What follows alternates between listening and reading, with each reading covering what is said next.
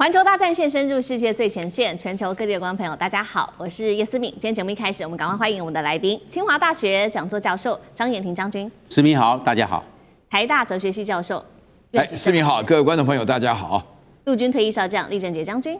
思敏好，各位觀眾大家好。好，觀眾朋友，今天節目一開始記得呢要做什麼事情呢？先幫我們按下讚，並且呢在留言區特別幫我們寫下熱推，或者是如果看到熱推鍵，直接幫我們按下熱推鍵，並且呢在留言區寫下你在哪一個城市收看，我也會親自的回復大家。昨天謝謝有一位觀眾朋友特別在這個留言區裡面呢寫說，記得幫環球大戰線思敏這個節目要幫提醒觀眾朋友按讚，真的非常謝謝這位觀眾朋友哦，謝謝你提醒大家。那麼今天持續的呢，我們要來特別關注到的是美伊戰事，現在有了一個最新的一個進度，重大的進展，就是在油價呢，現在來自於伊朗的說法，不僅已經突破了$120一桶的這個價格之外，他說接下來油價他預估會上漲到$140，正式的進入倒數。另外一方面，伊朗現在在海上，他也特別強調的是說，接下來會有大規模的攻擊。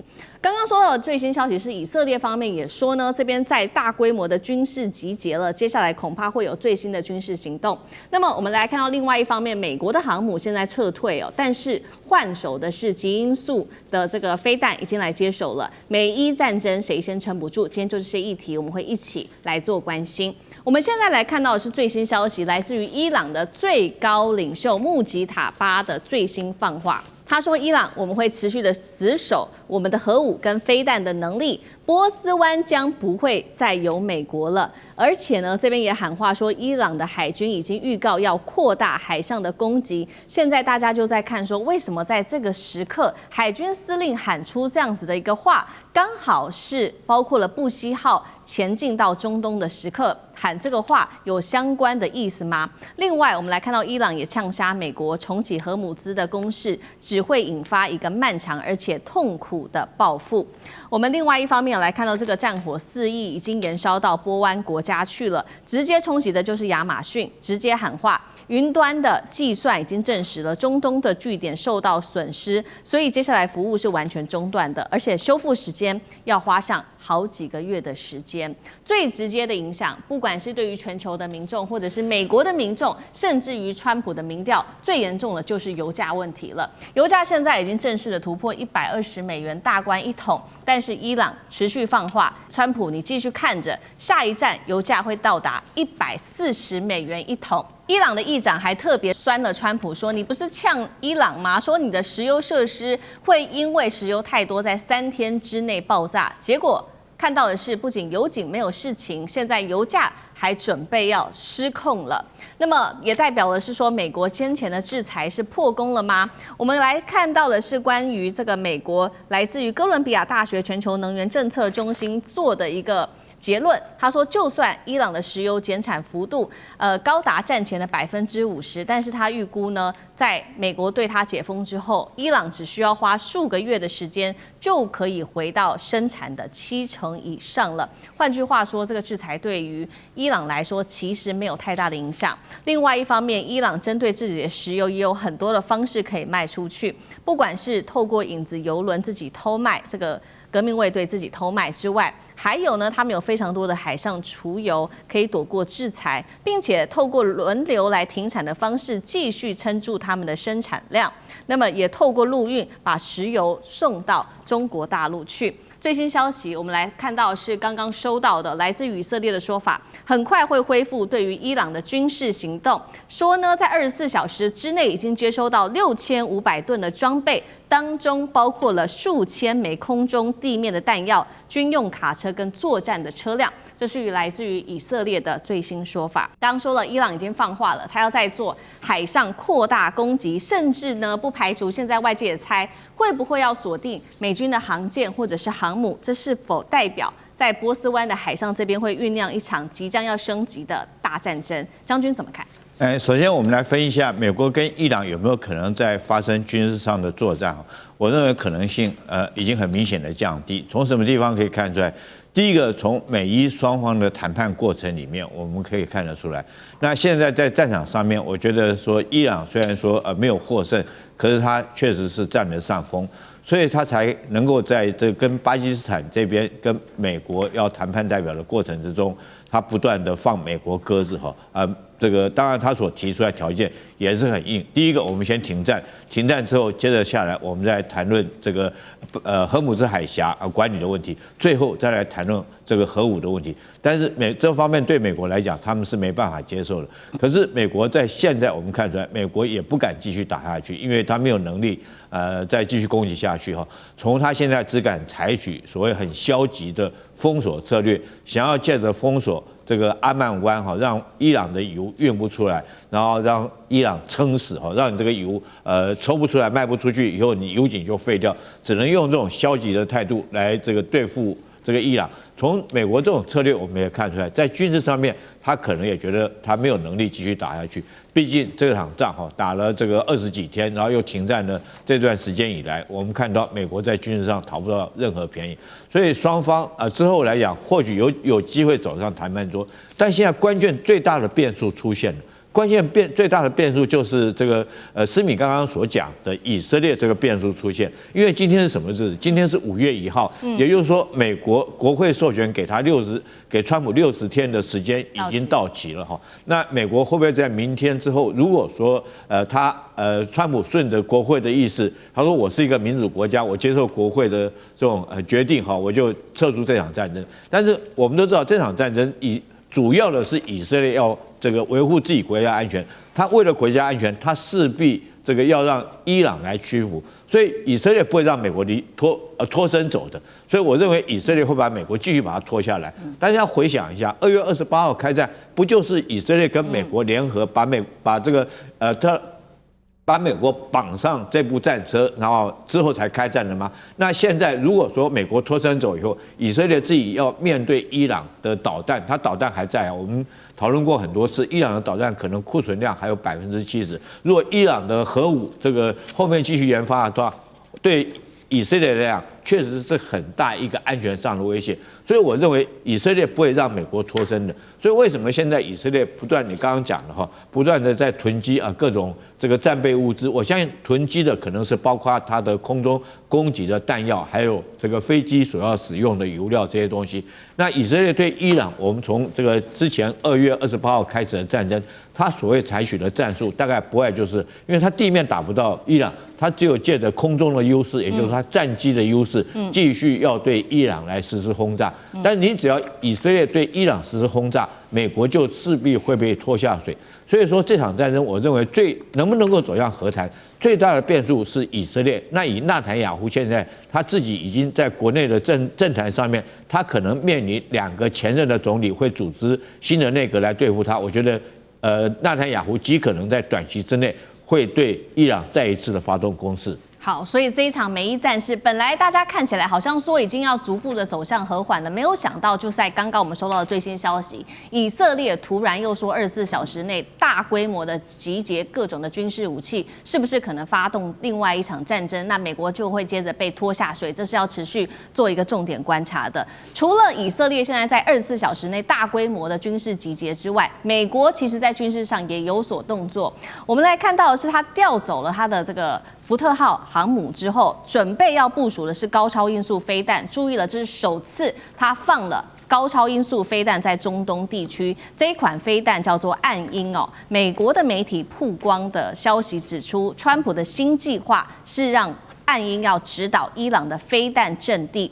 暗鷹的射程大約是1725英里，可以超過5馬赫的滑翔飛行，具有高的機動性，成本比較高，但是數量很少，這是它現在最大的問題。單枚要1500萬美元，而且現役庫存已經不到8枚了。接下來這場戰爭，張將軍怎麼評估？我認為這個伊朗，他認為美國不敢做3件事，反而讓伊朗有底氣。第一個，伊朗評估美國不會進行地面戰，那不會地面戰，那我可以一帶了，我這個地方不會有任何的美國大兵占1寸土地，那繼續玩嘛，你要來就上來啊。所以他已經看了，把美國看穿了。你這個地面戰不來，我就不屈服。你隨便炸吧。我認為伊朗夠大，地下化夠，我的戰力保存、戰力防護都夠，是這樣子。他看，所以美國到現在為止，有這個第31遠征軍陸戰隊也來了，什麼82空降師也準備，你動不動？你不是要奪島，連島都不奪，奪島是很容易，島嶼都是易攻難守，這個我們講的易攻難守，你守不住，因為太小了，沒有腹地，你都連島嶼都不奪，那這個被伊朗看穿。第二個被伊朗看穿了，是美國的火力不足。你看他那個供不應求，因為你供給的有限，你還從其他國家做調撥。換句話說，你在第1集的時候40天盡了洪荒之力，也只會這樣子啊。我伊朗不會做屈服，我還有很多的真實承諾的報復的各種的梯次是這樣。換句話說，美國的火力上的準備，我認為是不夠的。第三個，他看為美國川普對他的軍人是惜命重於犧牲生命，非常愛惜。你既然惜命重於犧牲生命，那好了，那我拒絕來跟你賭，因为你怕犧牲生命，那我就來跟你賭，我不怕。我伊朗人多，要玩就玩，這是我的伊朗，又是我的在地，我的家，是這樣的。所以，川普這40天對伊朗的用兵，並沒有達到戰略的目標，也沒有達到戰略的效果，是這樣。那你剛剛講的愛因飛彈，我知道愛因飛彈它有2個短板的，第一個，它數量不夠，8枚，你怎麼8枚？你8枚能夠打幾個目標？隨便讓你炸好了，你這樣子8枚用下去，它就是為了有一個我這愛因的高超音速導彈能夠有實戰的經驗。我就拿到伊朗戰場去做驗證，是這個樣。美國就是為了這個目的。那你數量不夠嘛，就是你的短板。你打完了沒有了吧？那做出來要很慢啊。第二個呢，打1枚賠1枚，你1枚的單枚的造價是1500萬美金。你算算看，伊朗還有哪個軍事裝備可以值1500萬美金的？你拿1500萬美金跟他換，結果你打1枚虧1枚，你砸了可能是這個200萬美金的一個目標。但是你不要忘，你是1500萬呢，你這個拿金斧頭去劈木材對不對？是個問題啊，所以我們來看呢，我做個小結論，就是這個美國低估了3件事。第一個，低估了伊朗報復的實力。伊朗媽的一波一波在科威特、這個安曼、巴林、阿聯酋都在他們做報復低估了他報復能力。第二個，美國低估了伊朗的作戰意志跟他的我們講的跟他的這個團結力，打到最後面，好像伊朗在這一方面並沒有崩潰。第三個最重要的，他低估了伊朗的戰爭忍受度。那玩戰爭來繼續玩下來吧。我戰爭忍受度是很高的哦，我不是那種一下就崩潰沒有辦法撐下去哦。所以美國的3個低估的對伊朗的低估，也造成美國後續用兵感覺到力有未逮。好，所以我們來看到那這一場戰爭接下來會如何做發展。剛剛整理了一下，這個以色列接下來可能會很快的展開行動嗎？那有可能會從空中來做進行。那美國會被拖下水，伊朗則是很可能展開報復。剛剛說的會不會如穆吉塔巴說的，就是從海上進行這個大規模的一場報復行動？那美國可要頭疼了。現在美國不只是被以色列恐怕拖下水之外，在國內其實自己的內部也面臨政治上面的壓力。他是他們的戰爭部長赫格塞斯呢，最近呢他到國會去，結果被圍剿哦。因為呢，我們來看到這個民主黨的議員怎麼說，他痛斥這個赫格塞斯說，你沒有經過國會授權就開戰，已經燒掉了250億美元，而且呢，注意了，這個250億美元還沒有算上說，被伊朗打的這些美軍的基地哦。如果說要修復這些基地，現在加總這個金額其實高達了500億美元，換算新台幣是1.58兆元。赫格塞斯就氣壞了，他就回應說，你們不幫助我的話，簡直就是可恥，而且你们遞彈藥給對手。而且美國，你根本現在如果不做任何事情，就是在擺爛。另外一件事情，美國自己內部要擔心，川普政府要擔心的事情，就是5月1號就屆滿60天了。如果國會還沒有授權這個美伊戰爭可以繼續打下去的話，那川普就是必須要在期限之內撤回美軍。沒有想到赫格塞斯竟然在這個時候遞出了一個新的解套方法。他說呢，美伊現在不是休戰嗎？我們不應該把休戰的時間算在這個60天裡面。所以現在他在為他的這個法律要來解套。岳老師怎麼看？這個美國的國家有3件事情非常重要啊。這個第一個就是錢啊，資本主義國家就是重視錢啊。第二個的話呢，就是愛國。美國人很喜歡強調愛國，非常重要。然後第3個的話呢，就是法律，依法來治。剛好海格塞斯的話，他面臨這個3者那麼首先的話呢，這個國會當中，現在海格塞斯他已經公布了，所以打到目前為止他稍微強調，我們原來聽到的是300多、350，他現在講250，這個不是喊價的，這個不是買這個什麼白菜呀、什麼蔥的什麼的啊，他講250就好，但是《華爾街日報》馬上登出來，所以說實際上的支出遠遠不止此。啊，那如果再加上要修復美國駐在中東波斯灣的所有的軍事基地的話，那總共的費用可能會高達500億。大家不要忘了啊，這個只是暫時休火，這是一個 truce， 就停火以後才打了35天了，打成這種結果啊。那麼大家都已经看得非常清楚，就是說美國本身來講，這場消耗的在錢上消不起。海格塞斯的回應啊，就是他覺得沒面子啊，因為這個基本上就是說他說謊啊，其實海格塞斯得罪人非常多，你們最受不了就是說他犯了 war criminal 就是戰爭罪了啊。那麼他有這個戰爭罪的嫌疑的，将來會被起訴的，所以他心裡就慌了，他就指人家不愛國，不愛國的話就你們遞彈藥給對方啦，然後你們是 disgrace 啦，你們丟臉啦什麼的，啊，你們擺爛啦，你們沒有辦法積極的面對，這是愛國心理。那麼這個最重要的一個是美國的法律了，美國的法律的話呢，就是說國會當中允許總統擅自發動戰爭的話呢，就是60天以後一定要有國會的同意你發动這场戰爭。那當中的國會的話呢，在3月份的話呢就已經投過票，就是說這話呢，先認定目前這個戰爭搞到現在就應該停下來，就是非法的，沒通過，2次投票都沒通過。那現在接下來的話呢，我覺得美國的法律要解釋，就是說國會要有人提案，就是要贊成川普這場戰爭是對的。那這個很難通過，所以海格塞斯才講說，既然是法律的話，難道就是知法玩法？什麼樣的？就是說學那個立法委員質詢一樣，時間暫停啊，我們停戰時間就不算，所以就出現這種局面。所以大家一聽的話呢，就覺得說，因為前面第一個講，美國人資本主義國家非常在乎錢啊，你花錢的數量很大，當然嚇了一跳啊。這個錢的話，最終這個賬是算在所有美國人手裡啊，對不對？然後第二個部分的話呢，就是說你愛國的話，你愛國你要師出有名啊，你打這個戰爭的話，不就沒有名分，也不合法。那在這種情況下，你要美國的大兵怎麼打仗啊？对不對？那所以說，在接下來的話呢，就是說海格塞斯就罵了起來，就是說講到說我們要想盡辦法要拖這段時間，要60天，60天就是國會要同意他的戰爭。是，好，謝謝苑老師。那我們休息一下，馬上回来。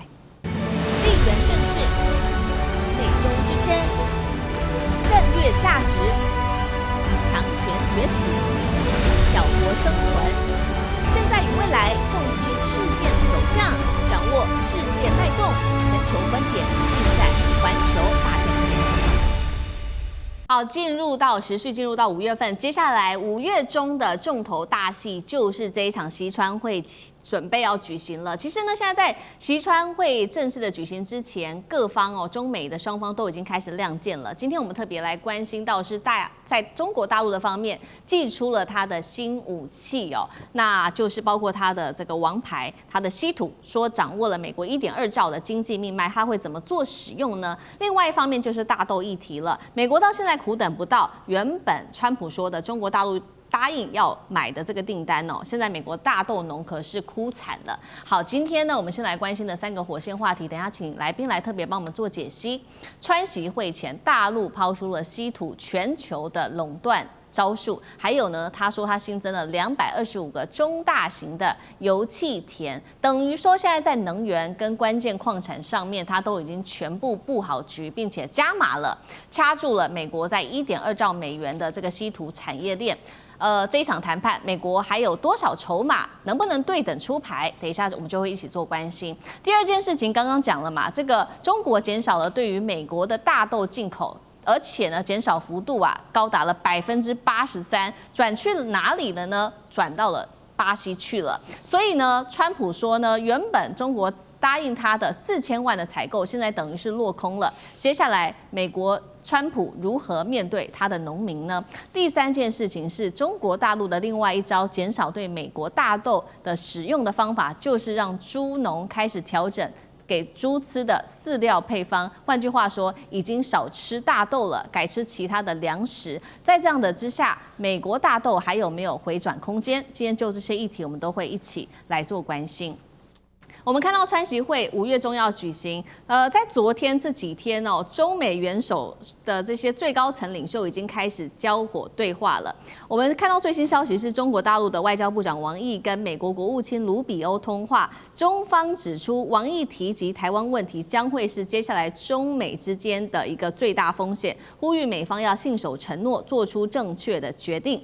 另外，在財經方面，我們看到何立峰跟貝森特也通話了，一起關切的就是在於這個對華的經貿限制措施。政治方面，我們可以說是火花四射，但是我們看到在實質領域上，大陸則是祭出了各種王牌。首先，第一個王牌就是我們今天要特別來談的稀土。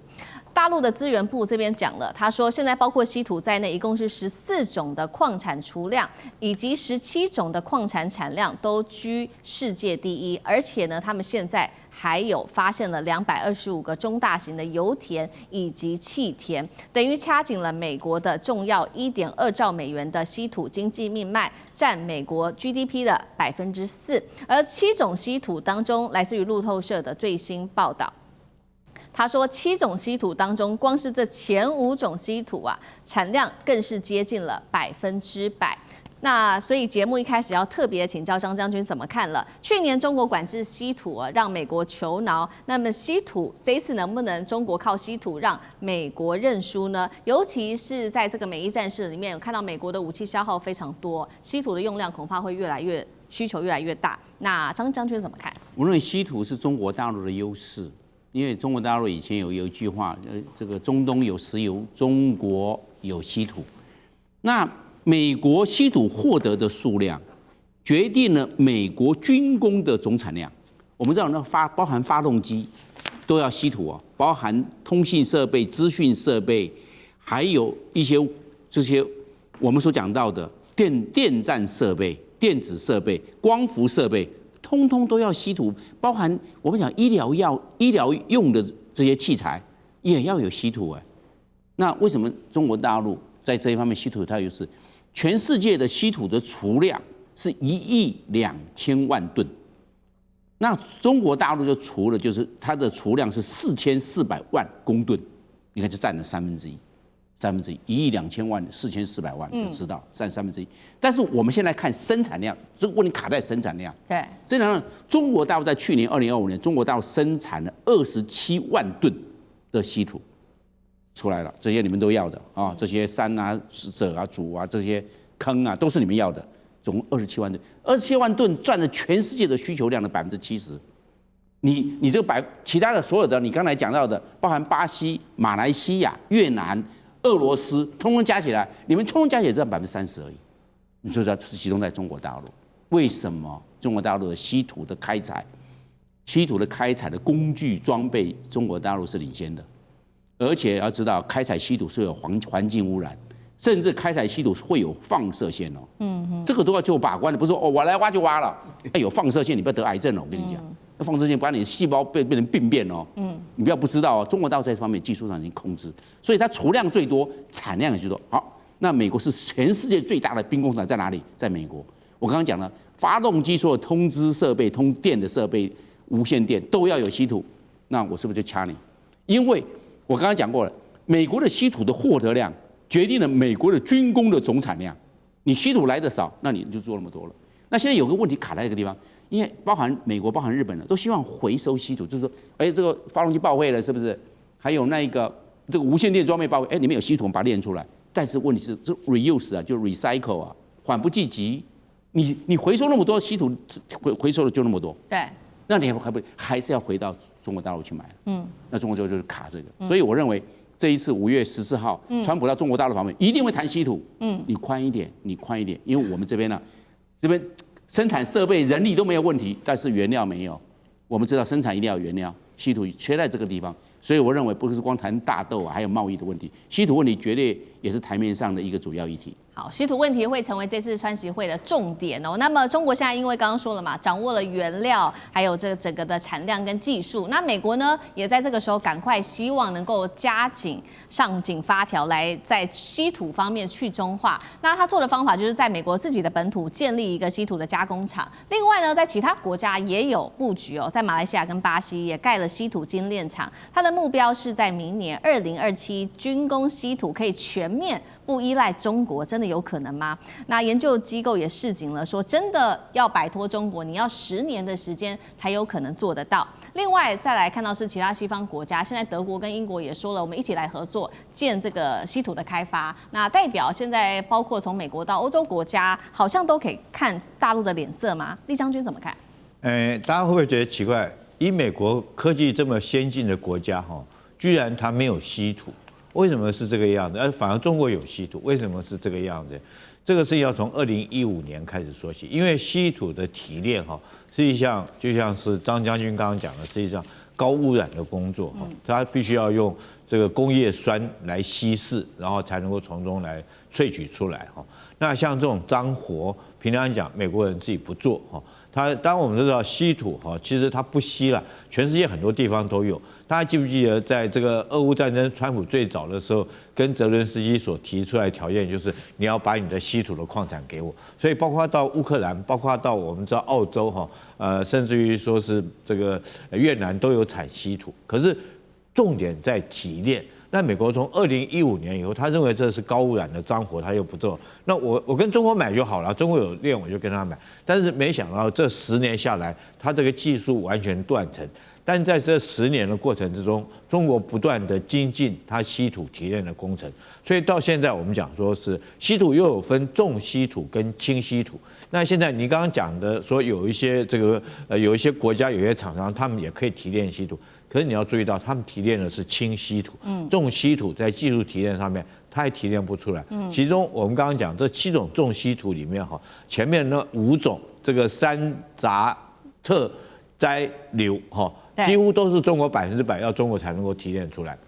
那對美國影響有多大呢？今年這個當然去年這個中國大陸跟習近平跟川普在這個韓國會談之後中國有解封了，就是讓有些稀土可以出口到美國。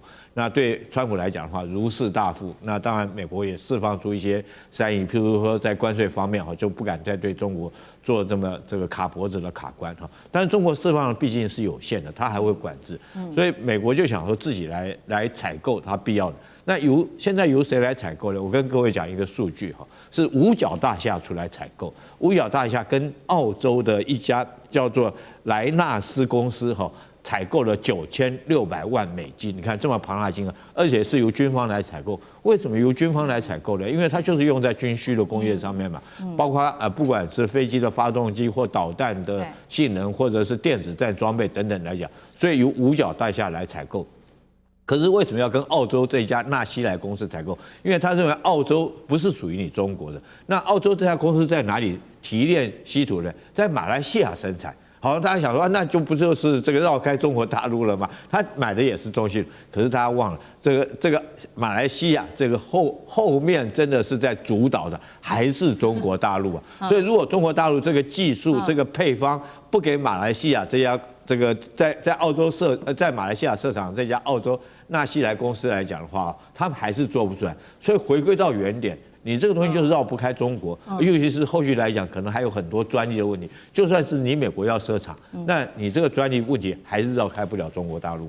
所以人家說這個稀土可以說是中國大陸手中非常重要的一個王牌之一。剛剛我們看的是稀土嘛，怎麼樣都繞不開中國大陸。那第二件事情，其實也是美國最擔心的，就是大豆。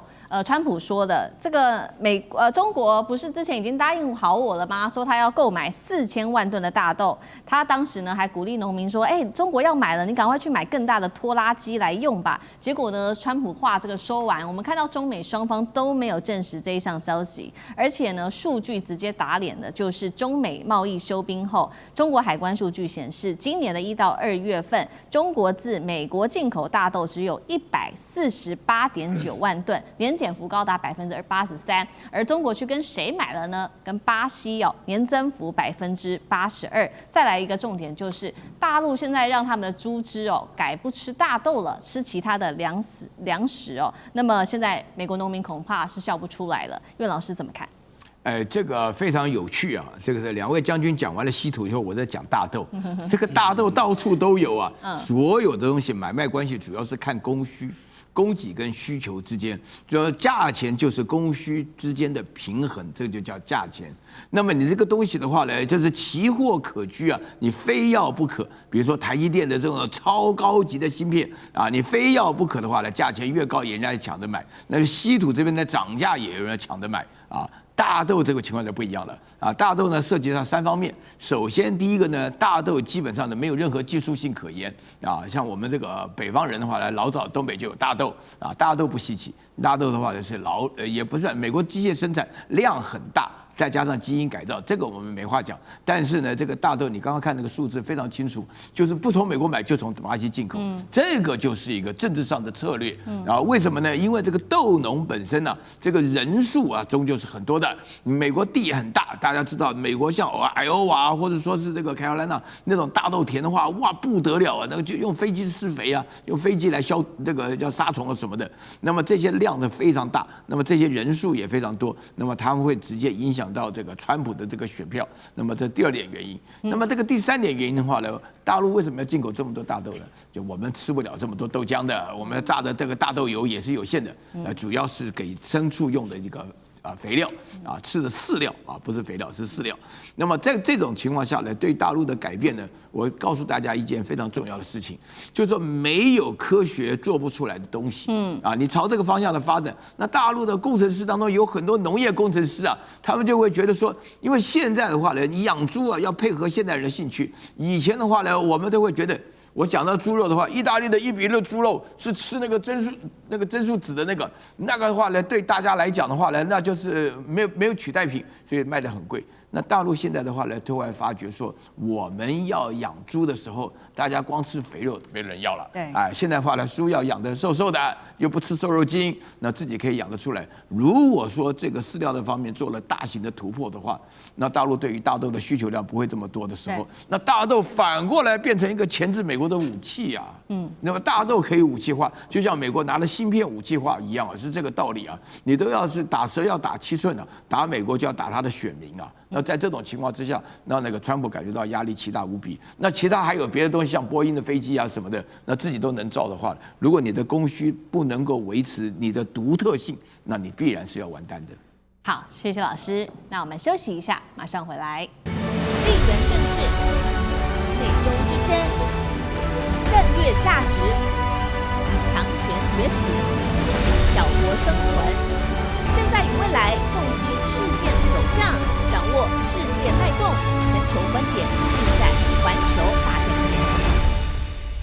線。好，現在來看到是川普淪為全球的笑柄。今天我們來特別看到的是加州州長紐森自己開始開酸，模仿川普的畫面。那麼華爾街也嘲諷呢，這個川普是 Nacho， 什麼意思？等一下我們一起來看。另外，美國現在內部面臨的就是非常嚴重的停滯性通膨，還有經濟崩盤。現在說期中選舉，川普必大敗嗎？好，今天就這些議題，我們會一起來做關心。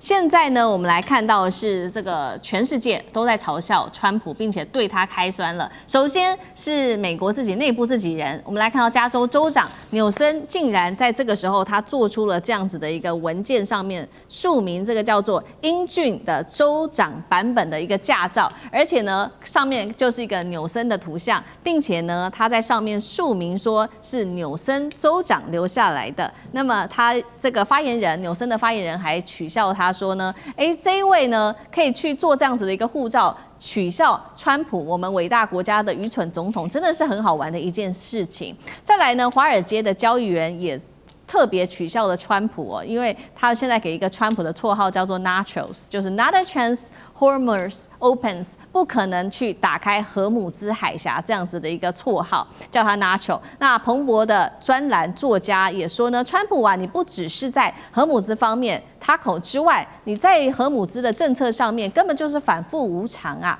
再來，我們就看到是川普到底發生什麼事情了呢？他在一場白宮的記者會上面回答記者的問題的時候，是太累了，還是精神不太好，還是怎麼樣有出狀況呢？疑似是混淆了烏克蘭還有伊朗這個國家並且呢，他就聲稱說烏克蘭有159艘的艦艇全部都沉入水底了。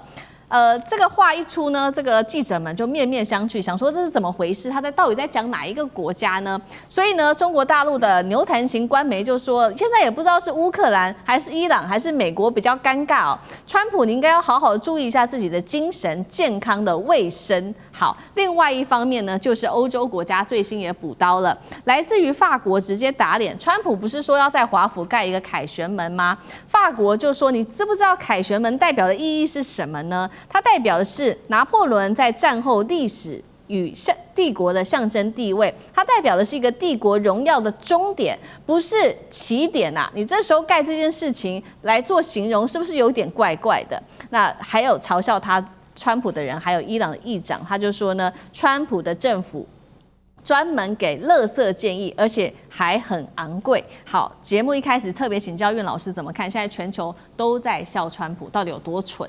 我跟你講哈，這個川普現在啊，這個講話把講伊朗的事情講成了烏克蘭的這個事情，其實講起來表面上不能夠把它當成一個笑話看，因為美國現在這個民主黨的國會當中啊，要搞川普的就要祭出美國的憲法第25條。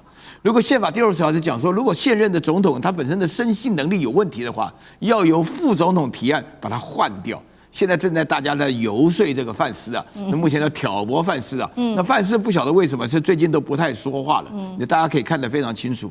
那麼這個美國有這個川普這個總統啊，對於美國長期的所堅持的民主制度是非常危險的，因為那個川普本身不曉得大家有沒有注意到，這一次英國的查爾斯3世跑到美國的國會去演講，在講的時候，那個川普底下在發表評論的時候，他說一件事，就是說所有的民主黨跟共和黨都站起來鼓掌，然後民主黨不會為我鼓掌啊，就是說這個我得到的掌聲沒有這麼大。然後那個 Bill Clinton 啊，就克林頓總統就開始做評論，講說這個真是肉麻當有趣，這是非常非常嚴重的一件事情。為什麼呢？因為在民主的殿堂，也就是美國的國會當中，一個 monarch 就是一個君王啊，君王就是美國革命的對象，跑到這個國會來演講，然後所獲得的掌聲比民主選出來的總統還要多。大家都覺得這個總統講話就不是人，所以說有理智也不是人，那心智有問題更不是人。所以說，我覺得這裡頭的話呢，就是川普變成大家的笑柄的主要原因，就是他原來長期的時候一直是表現出來要笑別人什麼的，但是川普話講多了，出現一個很大的問題。假如說我們假設他身心非常健全，他有一個非常大的問題，他的歷史跟地理的知識恐怕不到小學3年級哦。哦，這不是開玩笑的。就你現在要川普講出來說，伊朗跟烏克蘭呢有沒有在同一個地方，他搞不好分不出來哦。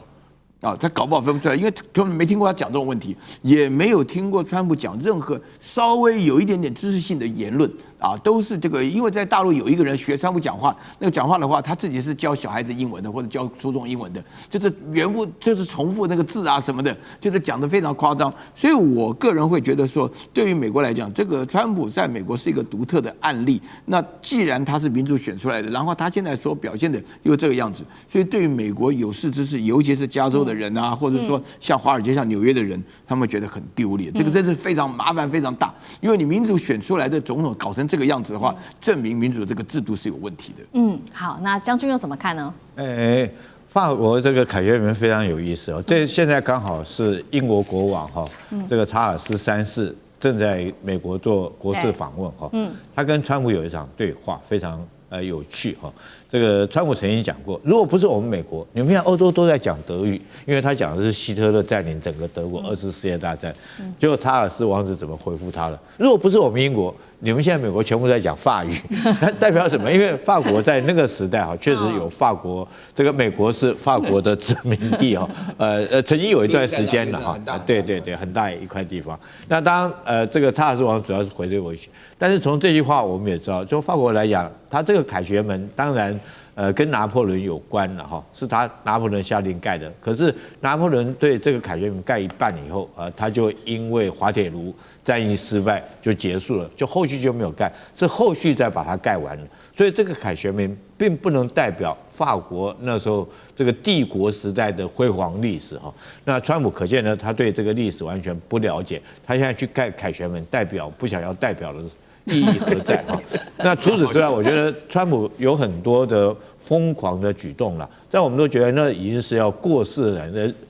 後續的國民懷念這個偉大領袖才會做的動作。但是現在川普自己還活着，他都在做，那代表什麼？第一個我舉例，大家都還印象深刻吧？他要在他鈔票上面、美鈔上面要有他的簽名，对不对？護照上面要有他的照片，然後軍艦要叫川普級的，這個戰機要叫 F-47哦，第47任總統。現在更離譜了，今年度的高爾夫 PGA 巡迴錦標賽哈，他還在這個賽場的門口立了一個2公尺高一個川普的銅像，讓所有人來跟這個銅像合照。所以他真的是非常有自戀狂的人，每天晚上睡不着覺。老人家其實越是這種跡象，代表他這個年紀越大哈，因為年紀大，怕人家忘了他哈，所以他必須要做很多事情，讓民眾來懷念他這個總統。可是你說這個現在其實上對他最重要的是荷姆茲海峽這件事情哈。那當然我們都希望荷姆茲海峽盡早能夠解除封鎖，對全世界影響很大，因為能源如果被封鎖住之後，就造成我們今天通貨膨脹，全球都在通貨膨脹。那包括美國的老百姓最受不了，他出門就要開車。他現在油價已經1加侖已經快要到5美元了，對老百姓是絕對是受不了。可是你不將你的腦袋思考用在這個事情上面，只想要在你的這種人生上面，在一些枝微末節上面留下你的名字。那我們看到哈，这個如果說荷姆茲海峽現在封鎖，真的就算開放了，你不覺得這場仗只是打了一個寂寞嗎？原來就開放了，要不是你川普，也不會被伊朗封鎖起來。所以我覺得這個反而是真的是取這個外號哈，對他來講確實是一個諷刺啊。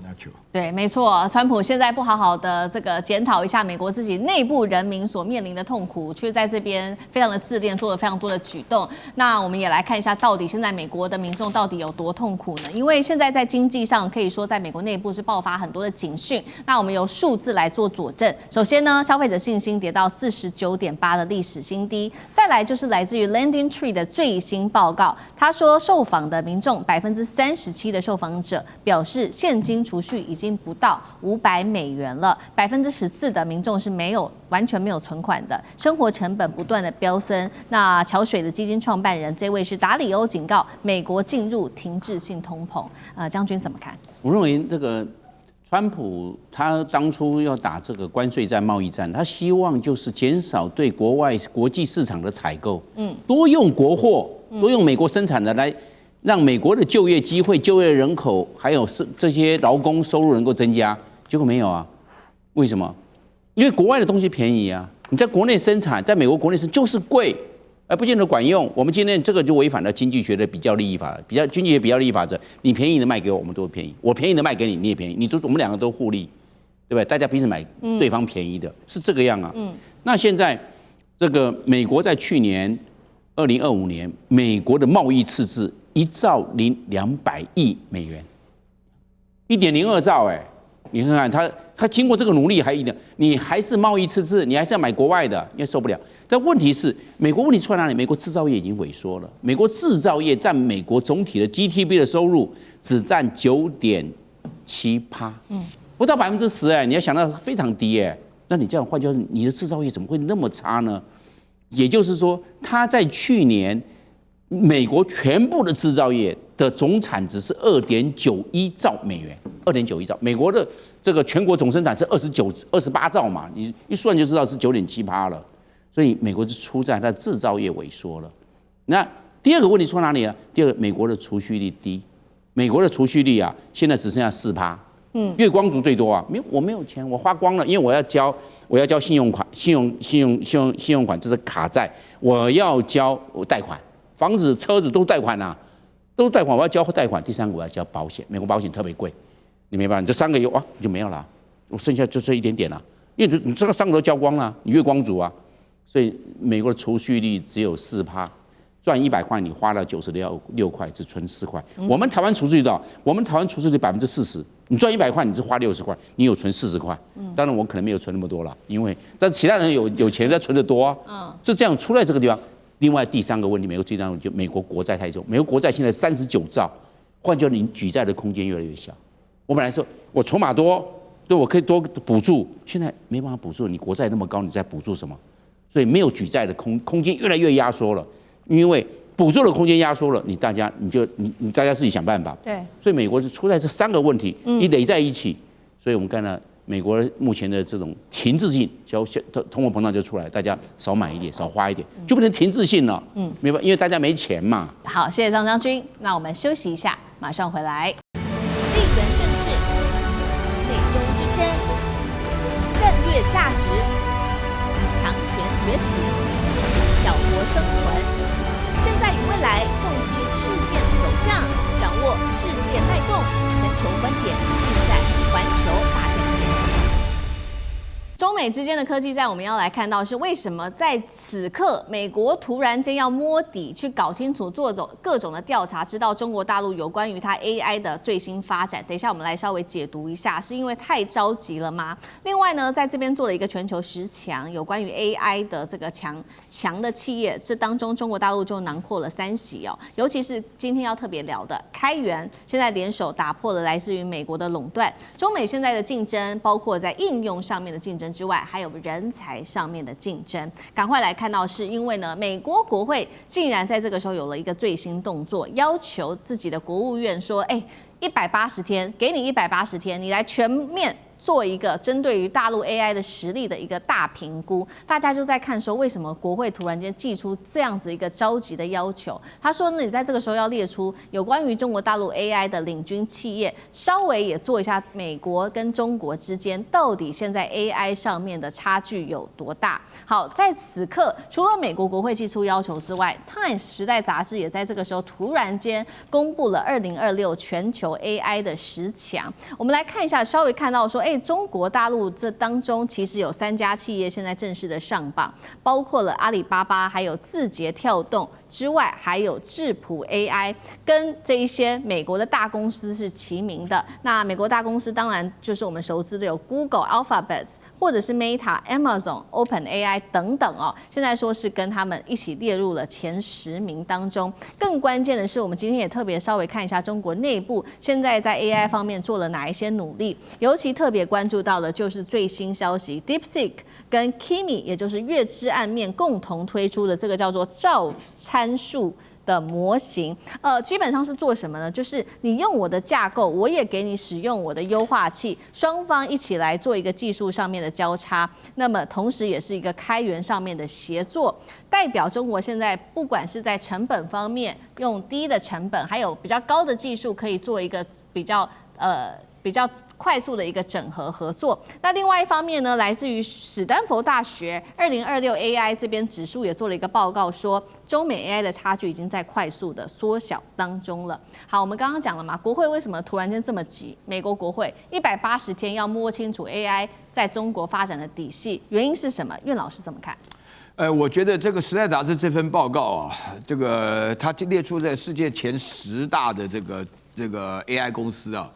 這個讓美國真的是感覺到非常非常的震驚啊，因為他第1名就是他的字節跳动啊，對啊，這裡面的話名次第1名，然後第3名的話呢，好像就是這個智譜啊，對，阿里巴巴第3名阿里巴巴，然後是第3名是智譜，阿里巴巴，然後第8名嘛，对不對？138嘛，對不對？那這個美國非常驚訝啊，就為什麼呢？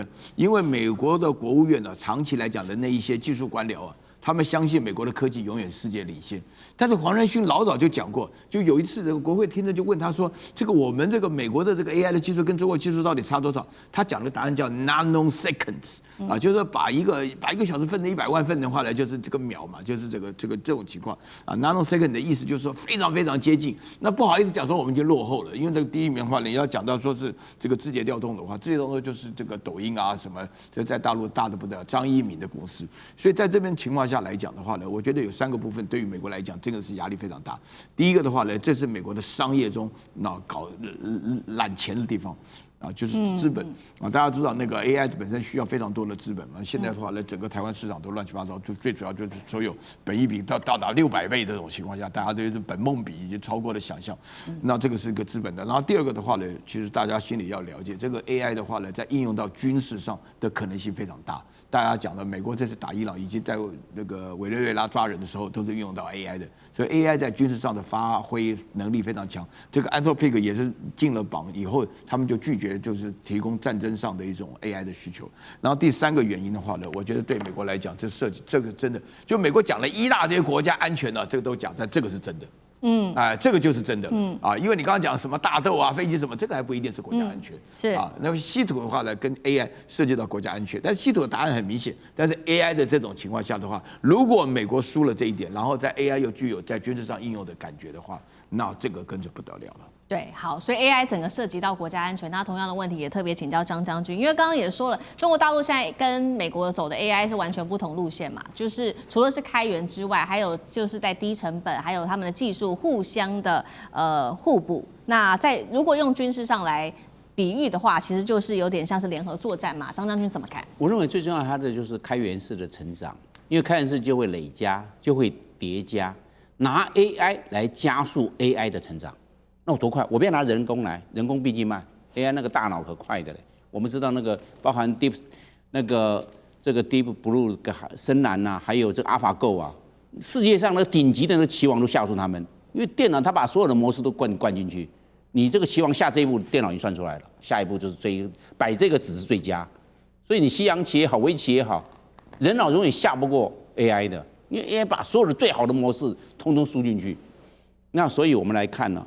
這種滾雪球的疊加啊，那造成的效應呢，我認為不是等加級數，是等比級數。因為它會越來越聰明。那人類最聰明，拿愛因斯坦也好，大概就 IQ 就170吧，他是最聰明的人類最聰明的。但是電腦不一樣啊，它是個算力多大，所以你就講說算力就是國力，沒錯啊，它算的速度是每一秒鐘。以前的時候，我們知道幾百萬次啊，上千萬次，現在幾億次哎，那將來就上兆嘞，那個多快的速度啊！那比我們可能我們所講的類神經，比我們類神經還是敏感度還要更高。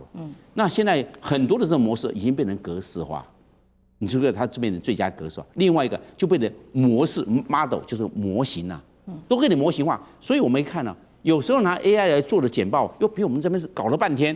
那些做簡報都幾秒鐘就給你做好了。對，那是而且程序起來，你要什麼？你要選什麼模式？你要選縱向式還是橫向式的模式？你要怎麼排列？你告訴我，一點進去，唰就又把你用出來。啊，怎麼那麼快？你人在調來調去，他電腦就幫你弄好了。你看這樣子快不快？你要不要依賴 AI？所以 AI 幫助 AI 成長 AI 變得更快。所以中國大陸選擇我開源，我不要。那美國為什麼不要開源？因為智慧財產。我要保護我的智慧財產，這是我賺錢的法門呢。我當然要自己把它做管制好。中國大陸不要，反正我們就是大家來廣泛運用吧。那也變成一個教育民眾，也讓民眾盡早接觸 AI。我就用開源式，價格這個成本相對降低。所以我們這樣來看，所以中國大陸經過這樣的努力的話，它使用的範圍廣，然後受益就多，所以跟中國大陸已經跟。可能有某一部分超越美國，那美國當然美國他自己可能不願意接受到老二，他可能在某一方面他說哎也很接近了，可是在以某一些部分已經被中國大陸超越了。好，所以我們看到大陸其實不只是在研發階段，在這個模型的階段，其實它也把這些 AI 用在實際的應用面上面。那最直接的事情就是最新的消息，這是大陸的國家電網一次砸下68億的人民幣哦。現在說會採購一共8500台的 AI 機器人，會用在實際的領域，包括了巡檢、維修跟救援上面的工作。很快就可以看到8500台的 AI 機器人了。第二件事情是人才去挖角。挖角的對象，這個是變成了國際級的消息，因為這一位大家可能不認識，但是他其實是美國科技界的重量級人才，他是被譽為全球頂尖化學家、哈佛奈米專家李博，現在也轉戰要到大陸的深圳醫學科學院這邊去任職了。另外第三件事情，在制度上配合“15+5”的戰略，大陸新增了38個 AI 相關科系，從教育、從科研跟產業面全面來做打通。厲將軍怎麼看大陸的這個規劃？從中國大陸電網砸了68億的人民幣去採購這8500台的這種 AI 的機器人，代表中國的 AI 已經不是在實驗室裡面的一個研究的這個方式，而是具體已經走向了真實世界，而且是大規模的商業落地的一個行為。它已經確實可以做在商業運用上。那對後續來發展的話，可以說充滿了無限想象。我們看這8500台的機器人，它首先用在電網方面，第一個巡檢哈。那巡檢你知道，這個電網有時候這個高壓線它都是在很崎嶇的山路裡面，那用機器用機器人或機器狗來講的話，可以節省很多的人力，而且可以很多崎嶇不平的地方可以盡早到達。那第二個，像大陸來講，它特高壓電網是具有危險性的，或者是救援，那都比較具有危險的。那這種危險工作由機器人來做的話，可以確保這個電力人員的安全。除此之外，它還可以擔任救援以及這個倉儲等等的工作跟任務。所以說，中國大陸在 AI 的運用已經走入了這個真實世界，這是最重要的。